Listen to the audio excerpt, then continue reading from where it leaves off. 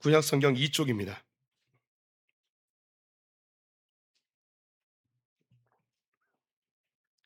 구약 성경 2쪽 창세기 1장 26절 27절 말씀을 우리 합독하도록 하겠습니다. 창세기 1장 26절 27절 합독하겠습니다. 하나님이 이르시되 우리의 형상을 따라 우리의 모양대로 우리가 사람을 만들고 그들로 바다의 물고기와 하늘의 새와 가축과 온 땅과 땅에 기는 모든 것을 다스리게 하자 하시고, 하나님이 자기 형상 곧 하나님의 형상대로 사람을 창조하시되 남자와 여자를 창조하시고. 아멘. 오늘도 주님의 보좌 앞으로 나오신 성도님들에게 하나님의 은혜와 평강이 함께 하시기를 축원드립니다. 우리 옆 사람과 반갑게 인사하겠습니다. 당신은 하나님의 걸작품입니다. 당신 하나님의 걸작품입니다. 감사합니다. 사람들은 무엇을 믿느냐에 따라서 무엇인가 선택하고 결정하게 되어 있습니다. 내가 믿는 바가 선택과 결정의 기준이 되는 것이죠. 이 자그마한 선택과 결정이 점점 쌓여서 우리의 인생이 되어집니다. 내가 믿는 바로 세상을 바라보는 것을 세계관이라고 하는데요. 내가 믿는 바에 의해서 내 인생이 바뀌어지게 되는 거죠. 즉 어떤 세계관을 갖고 있느냐에 의하여 어떤 삶을 사느냐가 결정된다는 것입니다. 우린 그리스도인으로서 기독교적 세계관을 함양해야 하는데요. 기독교적 세계관을 4개의 큰 주제로 나누면 창조, 타락, 구속, 회복의 단계로 이루어져 있습니다. 하나님께서 이 세상을 창조하셨는데요. 하나님이 이 땅을 그리고 온 세상을 창조하실 때에 하나님이 그 모든 객체마다 목적하고 계획하신 원래의 이미지가 있습니다. 원래 충만하게 살도록 하신 하나님의 계획이 그 안에 담겨져 있죠. 이것을 오리지널 이미지 원형이라고 이야기합니다. 우리가 갖고 있는 이런 컵이나 마이크가 그 충만히 사용되어지는 그 목적이 있듯이 이 땅에 있는 풀들, 새들, 동물 그 모든 것 그리고 사람도 하나님이 원래 창조하신 그 충만함의 그 삶이 다 있는 것이죠. 그런데 죄가 이 세상 가운데 유입되면서 그 충만한 삶이 고난으로 바뀌게 되었습니다. 생명력 넘치는 삶이 사망으로 바뀌게 되었죠. 하나님께서 그것을 안타깝게 여기셔서 이 죄를 제거하여 다시 그 풍성한 삶을 얻게 하기 원하셨습니다. 그 죄는 예수님이 이 땅에 오셔서 대신 십자가에 죽으심으로 우리 모든 죄를 해결해 주셨습니다. 그리고 그 예수님께서 이 땅에 있는 모든 것들 그 충만함을 다시 회복하시는 이 역사를 이루셨죠. 지금 우리는 그 회복의 과정 속에 있고 예수님이 다시 오실 때 그 회복은 완성되게 될 것입니다. 우리가 가지고 있는 물건들도 원래 본연의 목적이 다 있습니다. 텔레비전이나 스마트폰 원래의 목적이 있죠. 근데 그 목적대로 충만하게 사용하는가? 꼭 그렇지만은 않습니다. 우리의 무지함으로 충만하게 활용하지 못할 때도 있고 고장이 나거나 낡거나 혹은 바이러스에 감염돼서 충만하게 사용하지 못할 때가 있죠. 그렇다면 이것을 그 AS 센터 그것을 고칠 수 있는 사람에게 가지고 가서 다시 리셋을 하게 되면 회복이 일어나 다시 사용할 수 있게 되는 것입니다. 우리의 인생도 마찬가지예요. 하나님이 우리를 만드셨고 또 이 죄로 인해서 우리가 타락하게 되었는데 이 죄의 문제를 예수님이 제거하심으로 우리는 회복할 수 있게 되었습니다. 이것은 우리의 삶에 있는 모든 것들, 돈, 직장, 자녀, 부부의 관계, 정치, 경제, 문화, 예술, 과학, 학문 그 모든 것들이 원래 하나님이 창조하신 본연의 원형의 모습이 있는데 죄 때문에 오염되어 왜곡되고 혹은 파괴되어지고 오용되어지고 부족하게 사용하게 됩니다. 근데 이것이 예수 그리스도의 복음을 만나게 되어지면 원래의 상태로 회복되어지게 되는 것이죠. 그래서 이 하나님의 세계관, 복음적 세계관을 얻는다는 건 엄청난 큰 기쁨입니다. 우리를 놀랍게 풍성하게 하고 자유롭게 해주는 것이죠. 그래서 우리는 이 기독교 세계관으로 성경적 세계관으로 우리 주변에 있는 모든 것들을 다시 살펴보고 바라봐야 합니다. 그 가운데 우리의 삶에 가장 소중한 것을 먼저 좀 살펴봐야겠죠. 우리 성도님들의 삶에서 가장 중요한 게 뭘까요? 그것은 바로 나 자신입니다. 우리입니다. 나예요, 나. 인간. 2월 달에는 이 인간에 대해서 살펴보기를 원하는데요. 우리 성도님들은 자기 자신이 좀 마음에 드시는지요? 내 모습, 나의 상태, 그리고 나의 성격 좀 마음에 드시는지요?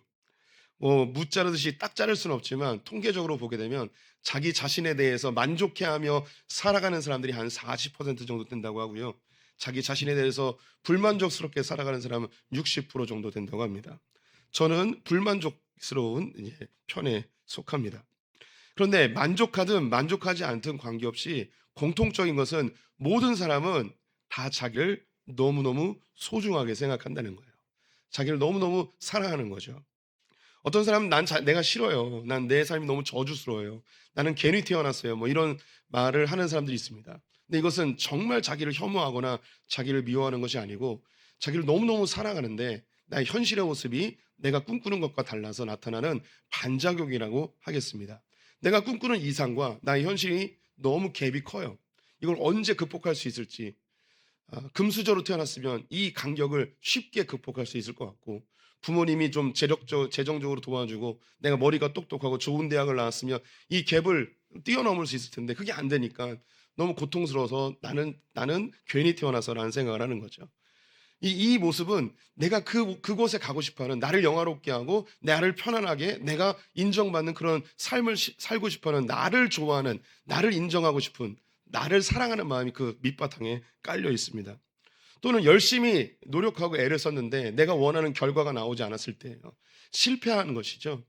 이때 내 자신이 싫고 나는 왜 이렇게 하는 것마다 다 안 될까, 자기 스스로를 저주스럽게 생각하는 경우가 있습니다. 이 역시 내가 원하는 대로 결과가 나오지 않을 때 나는 이런 결과를 나타내서 내가 기쁨을 얻고 싶은데, 나를 위해 뭔가 하고 싶은데 이게 안 될 때 혐오적으로 바뀌는 거죠.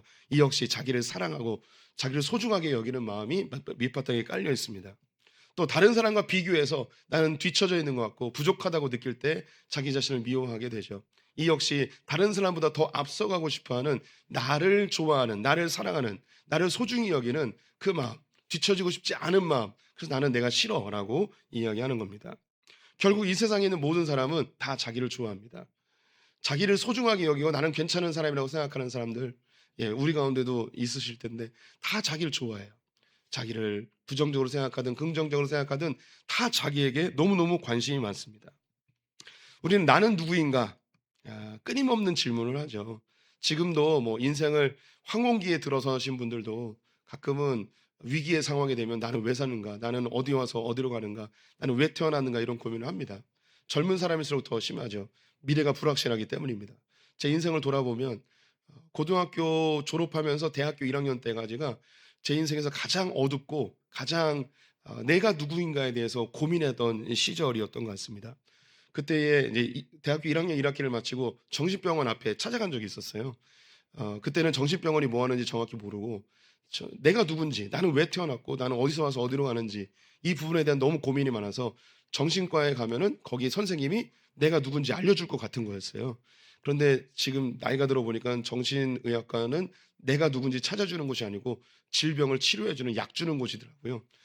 그래서 근데 어쨌든 저처럼 우리 성도님들 중에 누군가에 좀 찾아가서 내가 누군지 좀 알아봤으면 좋겠다라는 그런 마음을 다들 가지고 계실 겁니다. 그래서 현대 사회는 나를 알아가기 위한 심리 테스트들이 참 많아요. MBTI도 그렇고요, 디스크 검사도 그렇고, 기질 테스트도 그렇고, 수많은 자기를 알아가는 그런 테스트들이 우리 가운데 많이 유행해 왔습니다.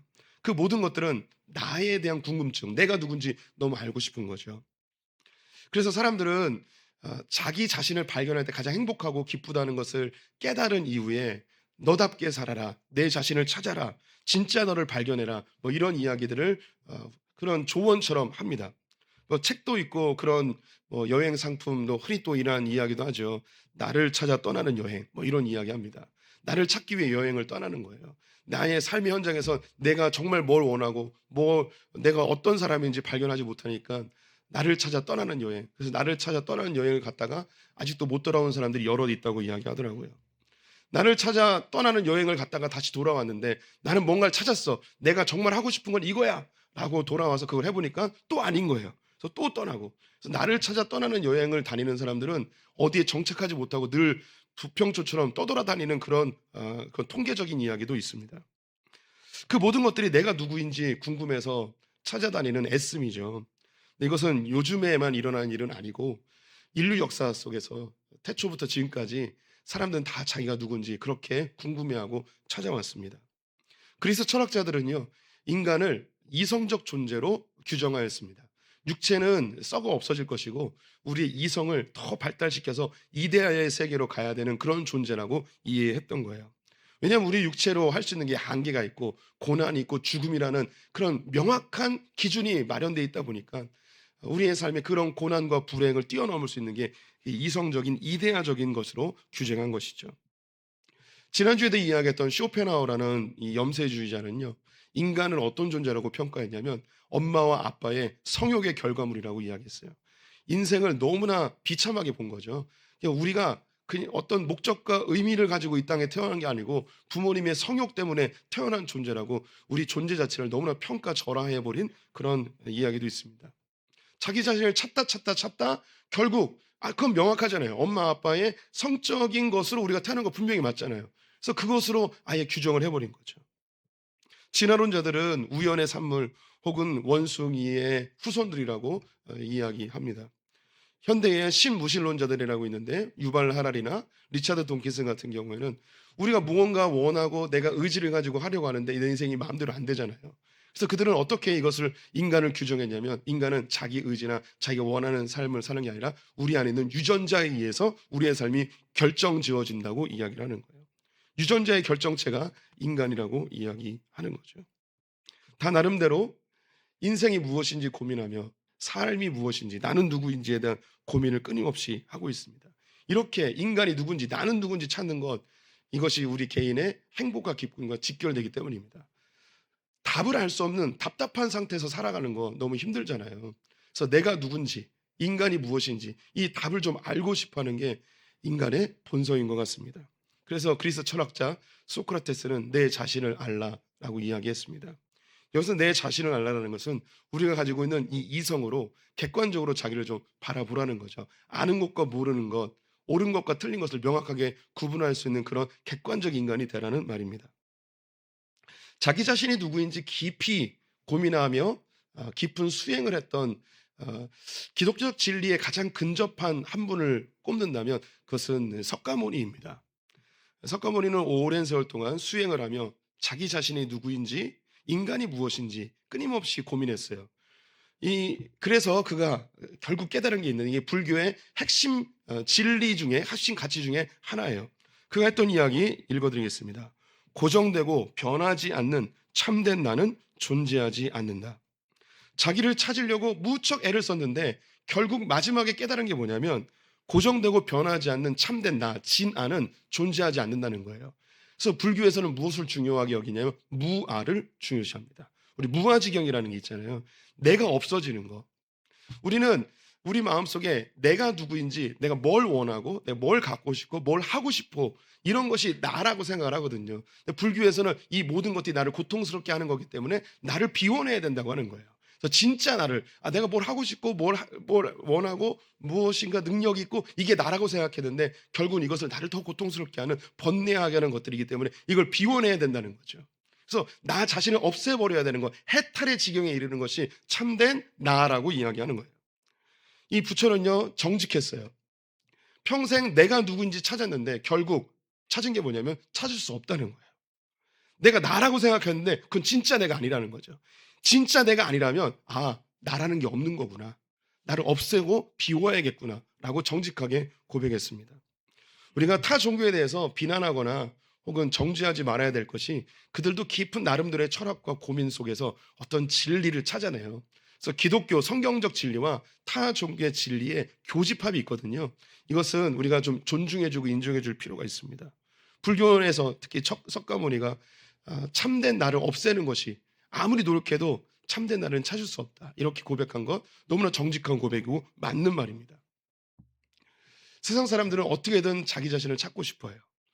여기 계신 우리 성도님들도 내가 누구인지 너무너무 궁금하죠.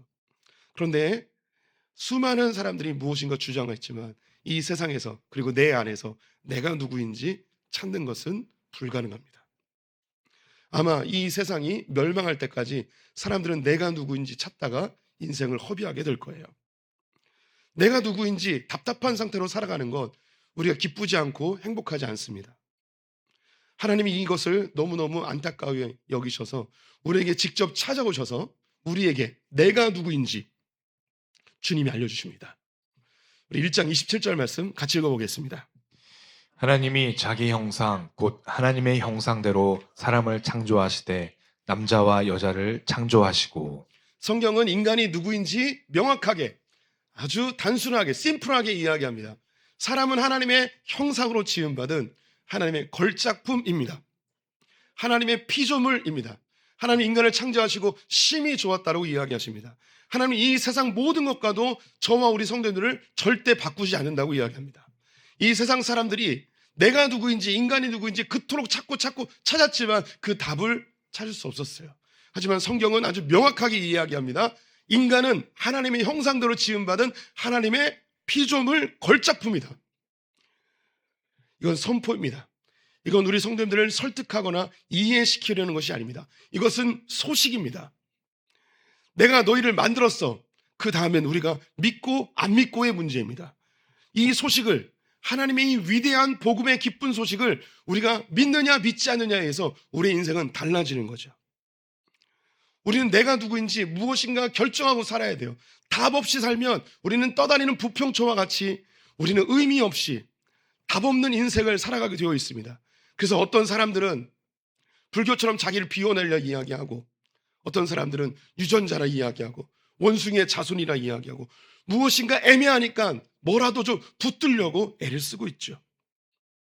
하지만 그 모든 답들은 우리를 시원하게 해주지 못합니다. 하지만 성경은 우리에게 명확하게, 단순하게, 그리고 시원하게 선포합니다. 너는 나의 걸작품이야. 내가 너를 보고 심히 기뻐했어. 내가 너를 만들었어. 너는 하나님의 형상대로 지음받은 위대한 걸작품이야 라고 선언합니다. 여기 계신 성도들이 이 진리의 말씀을 대부분 수용하시는 분들일 겁니다.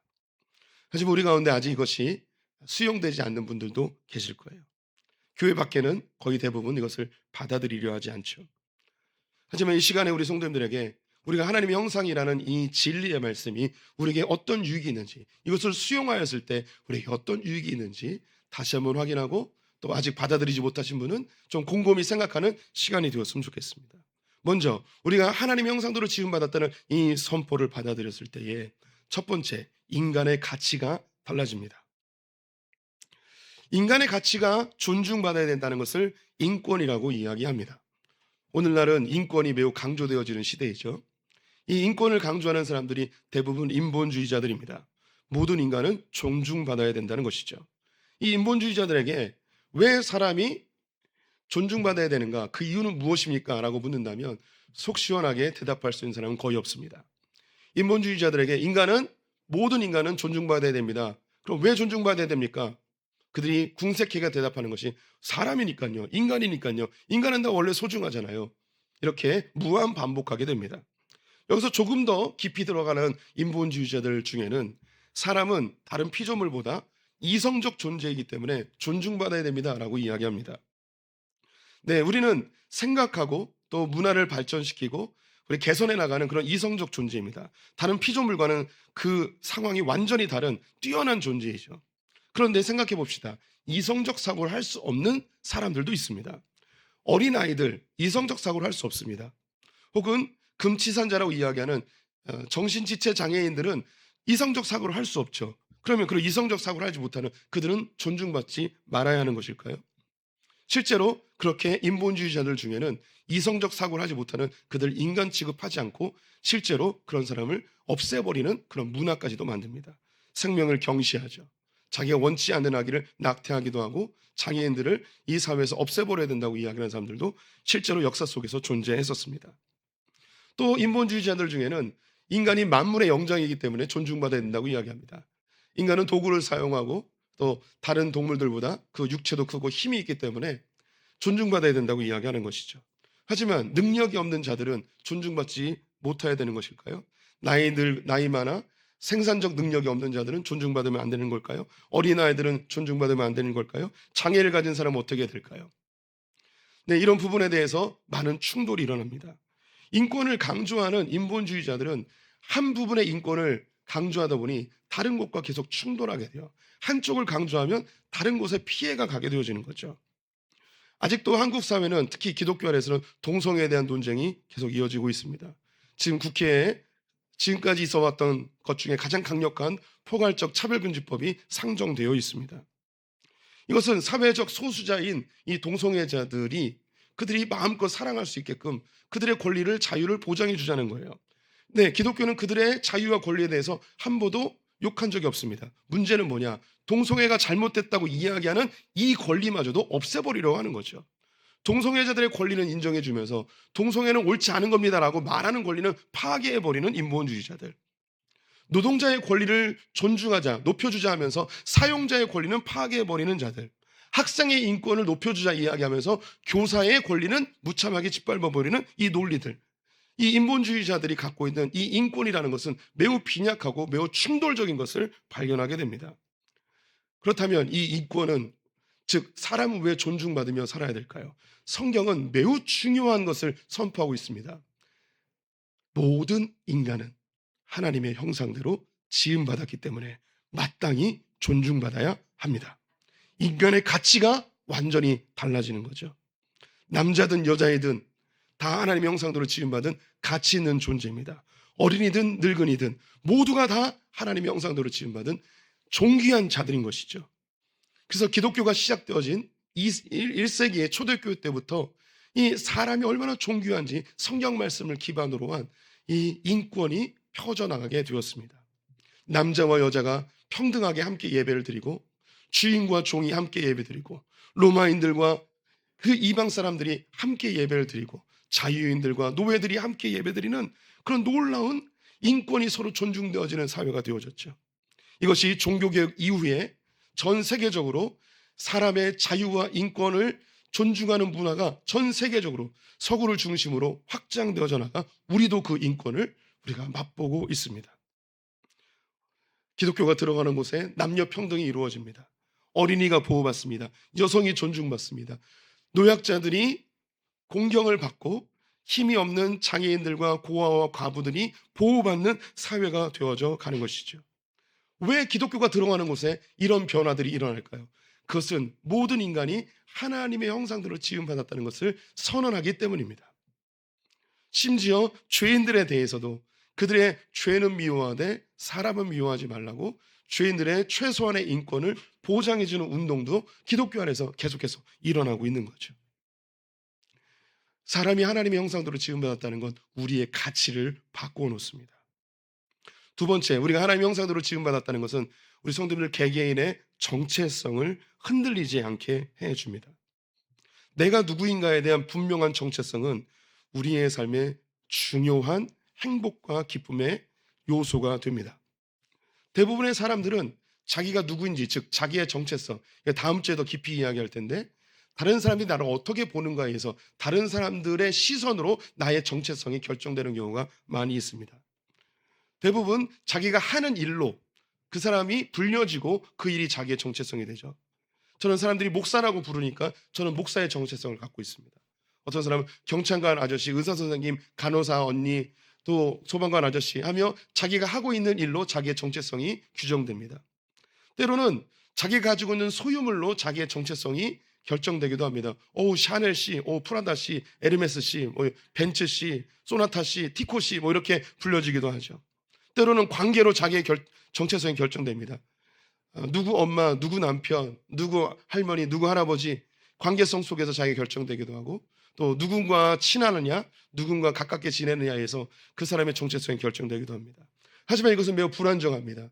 내 직업이 사라질 수도 있고, 관계가 깨어질 수도 있고, 또 내가 소중하게 여기던 그 소유물들이 사라질 수도 있습니다. 이때 우리는 강력한 공허함과 불안함을 느끼게 되죠. 수십 년 동안 일했던 직장에서 그 직장을 잃어버렸을 때 자기의 정체성이 무너져 내리는 겁니다.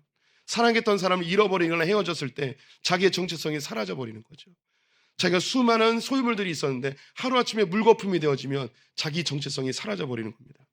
이때에 영원히 변하지 않는 정체성, 하지만 너무나 소중한 정체성, 그것이 우리가 하나님의 형상대로 지음받은 하나님의 자녀라는 이 정체성이 우리의 중요한 틀이 되어서 흔들리지 않는 거죠. 우리 크리스찬들은 한 걸음 더 나아가서 우리가 하나님의 아들, 딸이라는 이 정체성, 어떤 풍랑이 와도 주님이 나를 지켜보호하시고 나와 함께 하시고 나를 인도하신다는 이 정체성이 우리를 견뎌내게 합니다. 큰 풍랑 속에서 거대한 배들이 파도에 쓸려가지 아니하도록 무거운 닻을 바다 깊은 곳에 내리게 되어지죠. 이 배들이 흔들릴 수 있지만 떠내려가지는 않습니다. 우리도 마찬가지입니다. 내가 하나님의 형상이라는, 하나님의 존귀한 피조물이라는, 걸작품이라는 이 닻을 우리의 삶에 깊이 내리면 우리의 삶의 소유물이 없어질 수도 있습니다. 직업이 사라질 수도 있습니다. 관계가 깨어질 수도 있습니다. 이것들은 우리에게 기쁨의 요소이지 나의 가치를 없애주는 건 아닙니다. 그래서 주님의 형상대로 지음받은 올바른 정체성을 우리가 가졌을 때에 우리는 실패해도 나의 가치가 깨어지지 않는 것을 경험하게 됩니다. 내가 부족해도 내가 필요 없는 존재가 아닌 주님 앞에 너무 소중한 존재라는 것이 나를 살려내는 것이죠. 세 번째로, 우리가 하나님의 형상대로 지음받았다는 것을 우리가 받아들였을 때 주어지는 유익, 문제가 생겼을 때 돌아갈 곳이 있다는 것입니다. 우리가 하나님의 형상대로 지음받았어요. 하나님 우리를 만드셨다는 거죠. 내 삶이 고장났어요. 그럼 만든 분에게 찾아가면 되잖아요. 그럼 그분이 고쳐주실 거 아니에요. 텔레비전이나 스마트폰이 고장나면 그걸 만든 삼성에 찾아가면, LG에 찾아가면 그걸 고쳐주잖아요. 그럼 다시 리셋돼서 회복돼서 다시 사용할 수 있지 않습니까? 나를 누가 만들었는지, 내가 어디서 시작되었는지 이걸 알 수 없으면 내 삶에 나타난 문제를 고칠 수가 없는 거예요. 스페인에 보르가라는 작은 시골 동네가 있습니다. 이 교회의 한 성당에는 1930년에 그 당시 유명했던 마르티네스라는 분의 예수님 그림이 소장되어 있습니다. 이 그림이 예체 오모, 이 사람이로다라는 제목의 그림입니다. 이 그림이 세월이 지나며 습기로 인하여 또 세월의 흔적으로 인해서 많이 손상되었습니다. 원래의 그림을 보여드리면 이처럼 생겼습니다. 2012년 이 성당에 다니고 있던 히메네즈라는 할머니가 계셨는데 꽤 그림을 잘 그리는 유명한 사람이었습니다. 이 그림을 보고 안타깝게 생각했던 히메네즈 할머니가 그 당시 주임 신부님에게 자기가 미술의 조예가 있으니 이 그림을 한번 복원해 보고 싶다고 이야기했습니다. 주임 신부님 역시 히메네즈 할머니의 미술 실력을 알았기에 기꺼이 맡겨드렸습니다. 그런데 문제가 생겼습니다. 이 그림은 일반적인 회화 그림이 아니었고 프레스코 화법의 아주 독특한 그림이었던 것입니다. 그림을 그리면 그림일수록 덧칠하면 덧칠할수록 이 그림이 이상하게 변하게 되었습니다. 그 모습을 보여드리겠습니다. 네, 이렇게 변했습니다. 이 그림은 마치 원숭이처럼 보여서 원숭이 예수라는 별명이 붙여지게 되었습니다. 성당은 난리가 났죠. 그래서 뒤늦게 이 메르티네스의 후손을 수소문해서 찾아서 이 그림을 원상태로 복원하기를 원하였습니다. 하지만 이미 너무 많이 덧칠을 해놓기 때문에 복원할 수가 없게 된 것이죠. 그렇습니다. 뭔가 고장이 나면 원래 창작자에게로 돌아가야 되는데 창작자에게로 안 돌아가면 더 문제가 꼬여버리는 거죠. 이 세상에서 사람이 누군지 이것을 알지 못해요. 어디서 왔는지 알지 못하죠. 그래서 문제가 생겨도 갈 곳이 없는 거죠. 근데 우리는 알아요. 누가 우리를 만들었는지, 어디서 시작됐는지. 그래서 그분에게 가면 그것이 해결되는 거죠. 이미 우리 가운데는 그 문제들 때문에 그 하나님을 찾아갔다가 문제가 해결되신 분들이 많이 있죠. 저 역시 그런 사람입니다. 이 성당에서는 아주 소중한 예술 작품이 손상을 입었으니 히메네즈 할머니에게 손해배상 청구를 준비하고 있었습니다. 그런데 한 스페인의 기자에게 이 그림이 사진이 찍히게 되었고 신문에 게재가 되어서 전 세계 특종이 되었습니다. 궁금했던 사람들은 이 성당에 이 원숭이 예수님을 구경하기 위해 몰려들기 시작했습니다. 사람들이 너무 많이 오다 보니까 이 성당에서는 어쩔 수 없이 입장료를 받게 되었습니다. 한 사람당 1유로, 우리나라 돈으로 2,000원을 받은 것이죠. 2012년부터 지금까지 이 성당에서 벌어들인 수익금이 얼마인가? 10억이 넘습니다. 이렇게 돈을 많이 벌다 보니 히메네즈 할머니가 자기의 저작권을 요청하기 시작했습니다. 내가 그렸으니 이 수익금은 나의 것이다. 그래서 성당과 조율을 하여서 51대 49로 조정하였습니다. 성당이 51, 이 할머니가 49. 오히려 이 실패가 전화위복이 되긴 하였는데 여기서 얻을 수 있는 중요한 메시지가 있습니다. 잘못됐으면 원작자에게 가야 됩니다. 이렇게 이 그림은 사람에게 이목을 집중시켜 용돈벌이는 되겠지만, 만약에 우리의 삶에 문제가 생겼는데 원작자에게 가지 않는다면 우리의 삶은 심각하게 망가지게 될 것입니다. 우리가 하나님의 형상대로 지음받았어요. 나의 가치를 발견합니다. 나의 정체성을 얻게 되고 흔들리지 않습니다. 그리고 문제가 생겼을 때 돌아갈 곳이 있습니다. 이게 하나님의 형상대로 지음받은 자의 큰 유익이죠. 조금만 더 한 걸음 더 나아가 보겠습니다. 그렇다면 하나님이 왜 우리를 하나님의 형상대로 지으셨을까요? 그냥 그렇게 심심풀이로 우리를 만드신 것 같지는 않습니다. 그 이유를 26절에서 설명하고 있습니다. 함께 읽겠습니다. 하나님이 이르시되 우리의 형상을 따라 우리의 모양대로 우리가 사람을 만들고 그들로 바다의 물고기와 하늘의 새와 가축과 온 땅과 땅에 기는 모든 것을 다스리게 하자 하시고. 하나님께서 우리를 하나님의 형상대로 지으신 것은요, 다른 피조물과 다르게 우리를 하나님의 형상대로 지으신 것은 온 세상을 다스리게 하기 위해서입니다. 우리를 그냥 우연히 이 땅 가운데 존재케 하신 것이 아니고 하나님의 분명한 목적과 계획을 가지고 이 땅 가운데 보내셨어요. 그래서 하나님의 방법과 하나님의 질서로 우리의 삶을, 우리의 가정을, 우리의 공동체를, 우리의 사회 공동체를 하나님의 뜻대로 만들어 가도록 우리를 그렇게 부르셨습니다. 그것을 잘하였을 때 착하고 충성된 종이라고 칭찬하시고 상급 주시기 위해서 우리를 그렇게 만드셨죠.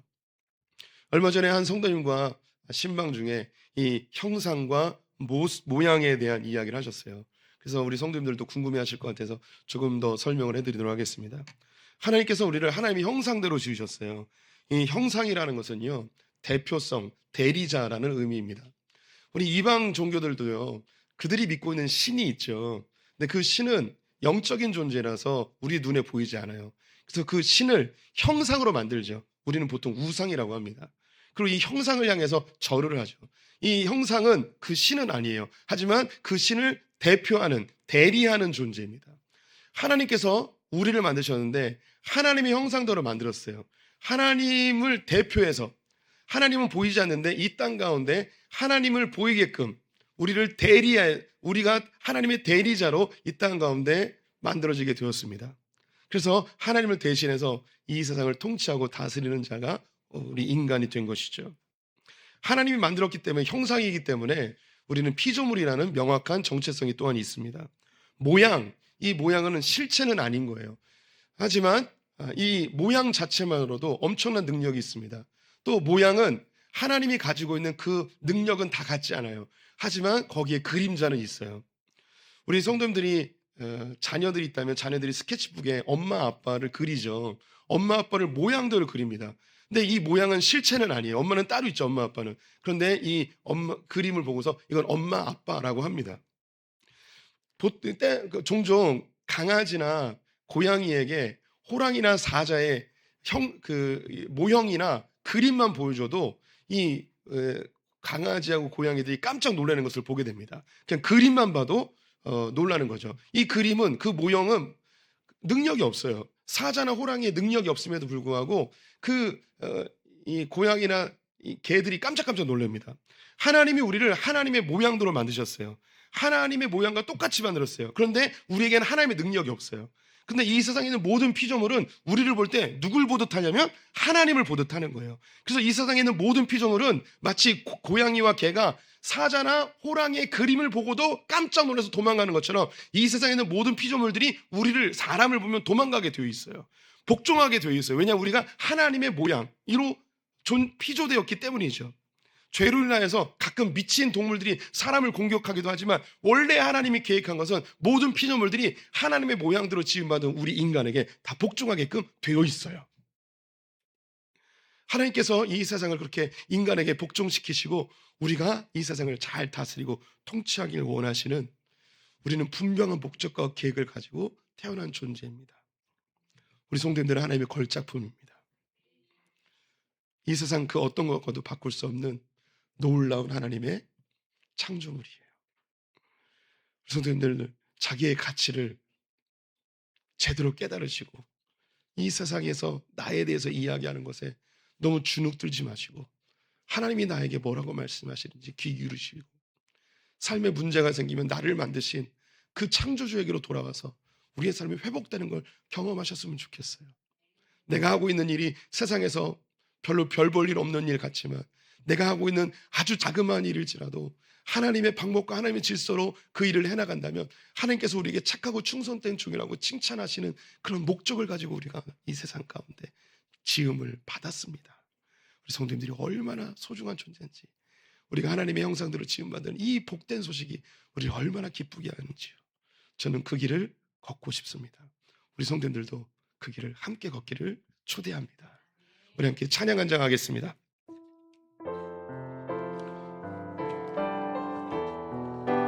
우리가 하나님의 구원 속에 또 창조 속에 있음을 감사하기 원합니다. 하나님의 은혜로,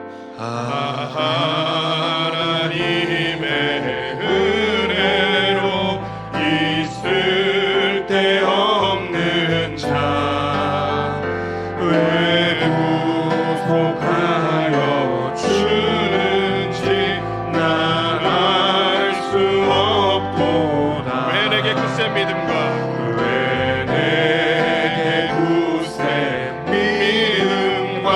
또 복음 주셔서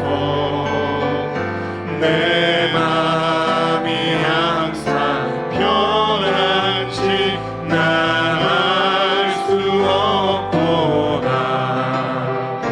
내가 믿고 또 의지하는 내 모든 형편하시는 주님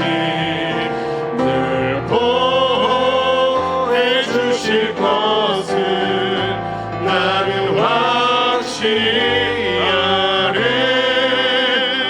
왜 내게 성령 주셔서 내 마음 감동해.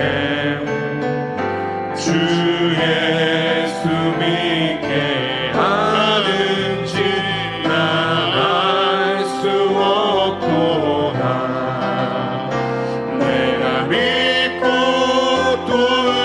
의지하는 내 모든 형편하시는 주님 늘 보호해 주실 것을 나는 확실히